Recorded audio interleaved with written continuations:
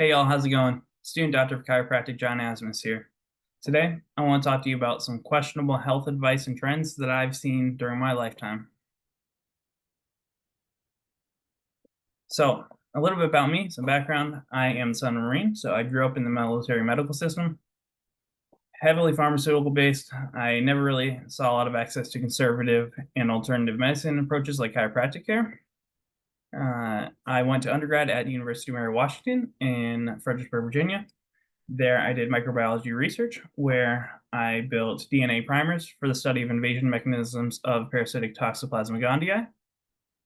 And after undergrad, I worked for a year in a gastroenterology office. There, I saw what I call the kind of corrupt side of medicine, which is big pharma.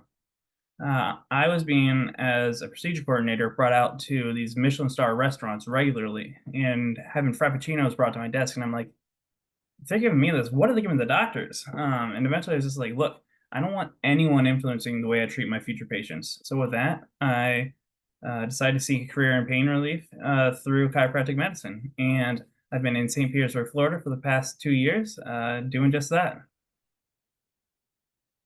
So let's start with why you should even listen to what a chiropractor or soon-to-be chiropractor has to say on general health trends.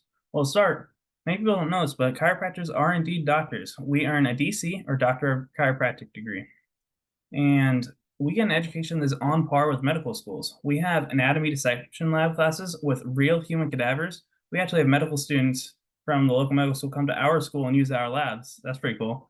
But we have equivalent, if not greater, number of classroom hours on many subjects, including medical diagnosis.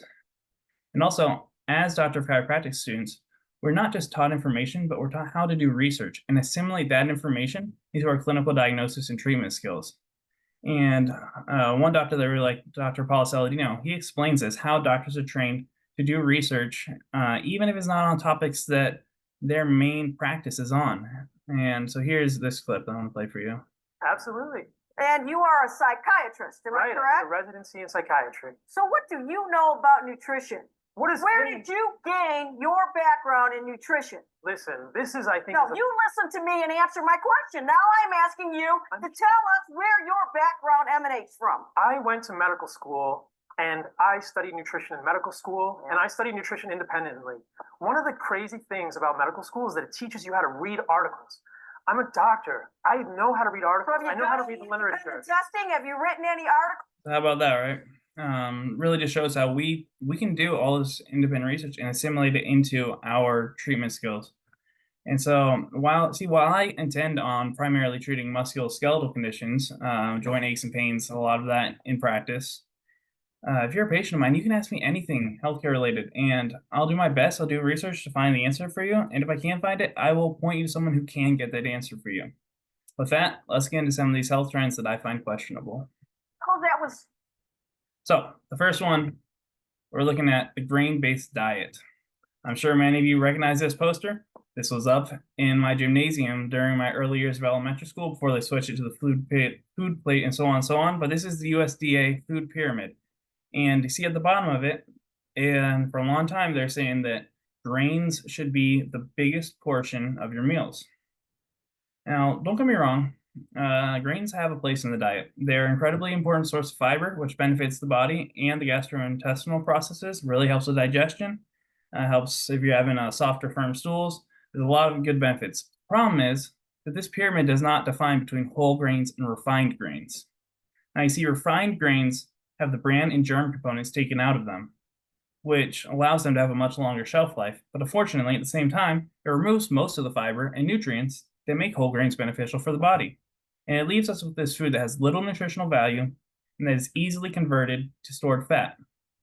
Now, historically, grains cost more and are not easily found for the whole grains, but a study in 2018 looked at this actually, and they found, looking at the grocery store purchases of over 60,000 US households, that 84% of the grains that were purchased were refined.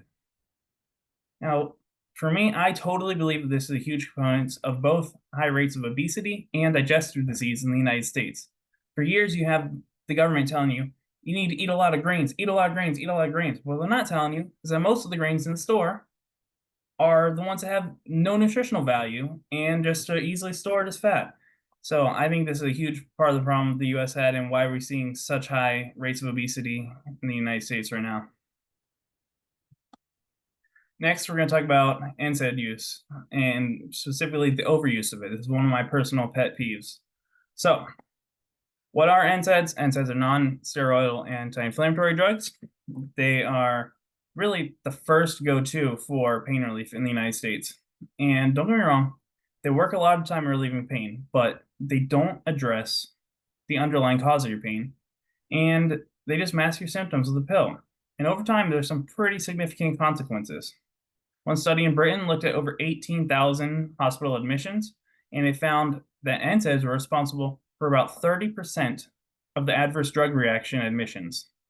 Specifically, the consequences of NSAID overuse that the patients were coming in for included gastrointestinal bleeding and stomach ulcers, heart attack, stroke, and even kidney damage. Now, when it comes to stomach ulcers, NSAIDs are the second most common cause of them. NSAIDs inhibit the production of prostaglandins, which are a type of lipid that one of their roles is to protect the stomach lining. Now, in chronic NSAID users, when the production of these prostaglandins is inhibited, it leaves the stomach lining lacking basic protection, and this leads to erosive bleeding and ulceration. Another risk with NSAIDs is there's a lot of cardiac risks. Now, this graphic here is from New Zealand and their Medical Device Safety Authority, and it tells us that all NSAIDs increase risk of cardiovascular adverse events. And we're particularly talking about strokes and heart attacks. And interestingly, it warns that both short-term and long use of NSAIDs can increase the risk.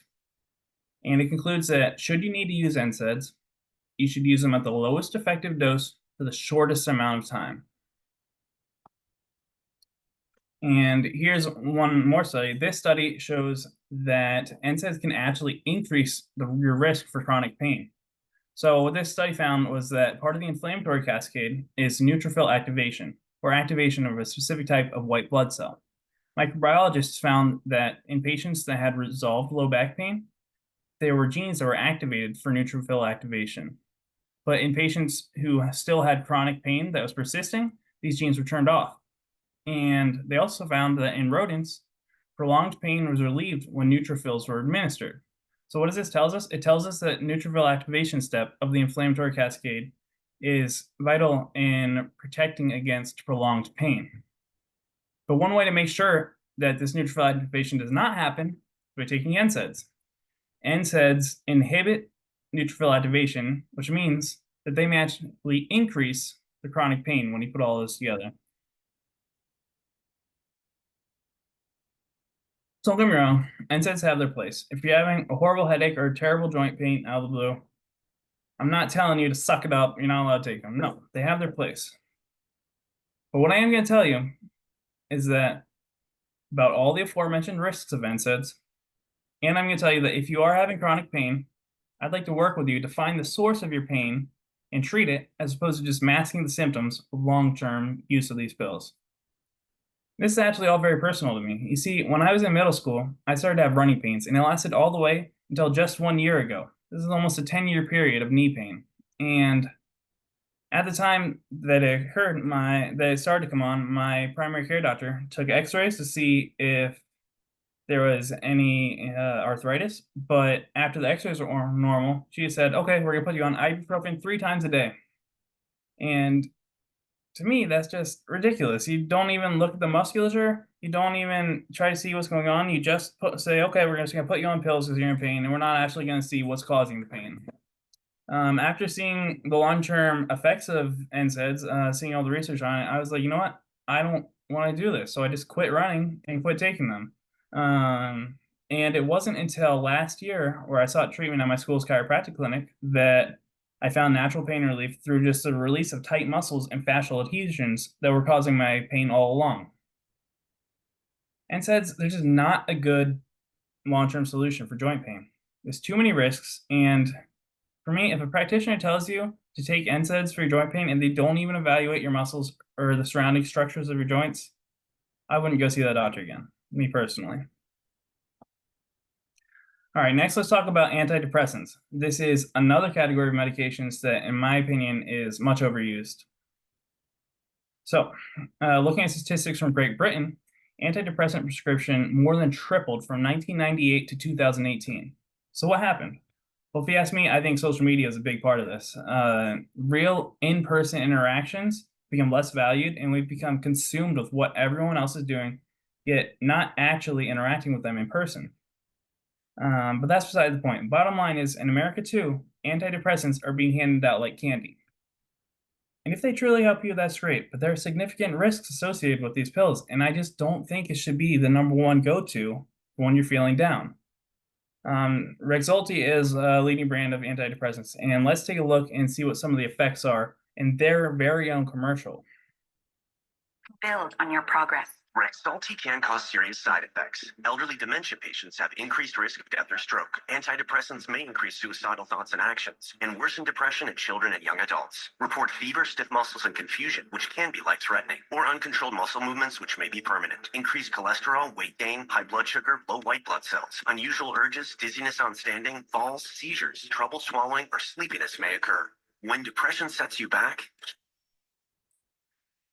When over half the commercial is just the risks associated with the drug, I'm trying to stay as far away from that drug as possible. keep moving forward. So, furthermore, here's a snippet from an article from a neuroscience journal that found that cognitive therapy is just as effective as antidepressants. So, therapy is just as effective. Why wouldn't you try that first, as opposed to going on the pills that have all these potential side effects? And that is a question that I had to ask myself recently. I've been on antidepressants since I was about 15, so about 10 years. And I'm like, do I really need to be on these? So I've started weaning off, and I'm feeling great. Don't get me wrong, they have their place, but I think for sure, try therapy first. And then if that doesn't work, try this. But I'm always wanting to go for the less risky, the alternative medicine that doesn't have as many risks and is holistic. Lastly, let's talk about weight loss. There are thousands of tips and tricks for weight loss, and while they may help, certain tidbits may be true, some may be completely true. Very few actually tell you what you need to know. And what that is just this. The bottom line is, in order to lose weight, you have to create a caloric deficit. You need to burn more calories in the day than you consume. You can do that in many different ways. You can clean up your diet and add healthier foods that will give you more energy despite having less calories. You can simply eat less each day, or you can even work out more every day. But bottom line is, if you're consuming more calories than you're expending, you're not going to lose weight.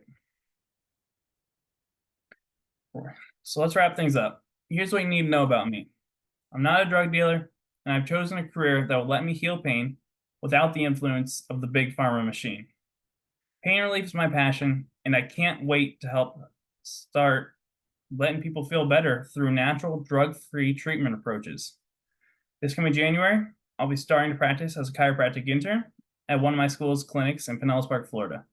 If you're in the area and you have any sort of musculoskeletal aches and pains, or if you just want to pursue a healthier lifestyle, I'd love to be a part of your health journey. I am a student doctor, and doctor is Latin for teacher. One of the things I'm most excited for is to teach people how to implement lifestyle changes that will allow them to live healthier and pain-free lives. Lastly, here are my citations. Thank you so much for listening. And remember, when you're in pain, John Asmus will be there for you. Thank you so much. Have a great day.